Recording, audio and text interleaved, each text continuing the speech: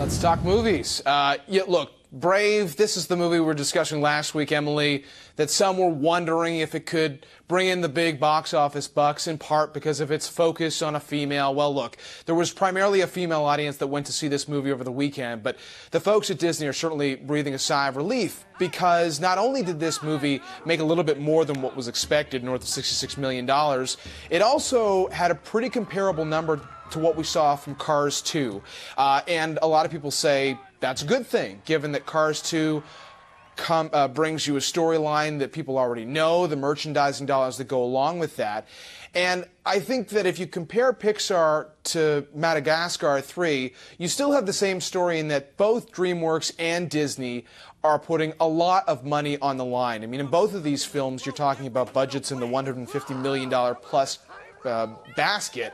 The storylines are key to these movies. It's not just that they're animated, it's that they're well-told stories and they're well-marketed films, and there's a lot of money on the line. Perhaps arguably more on the line in the case of DreamWorks, just because they're a standalone business, a standalone animation house, and investors react to whether those movies are good or bad in a more dramatic way than they often do in the case of Disney. Emily? So John, how will these animated films then stack up versus the other big summer movies that are coming out? Yeah, they could end up looking pretty small. This weekend, we're going to see the Spider-Man franchise return with The Amazing Spider-Man. Remember, we'd already seen 3 movies from the Spider-Man storyline come out via Sony.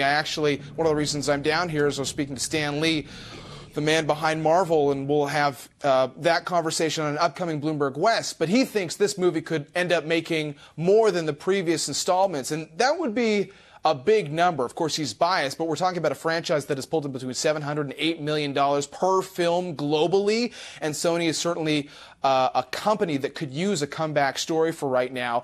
Then just getting on to another superhero movie, The Dark Knight Rises is going to be a very important movie for Time Warner, not just because it has proven to be an incredibly valuable franchise thanks to Chris Nolan breathing new life into the Batman series, but the final Harry Potter last year put up some big numbers, so year over year the folks at Time Warner are going to have some heavy lifting to do.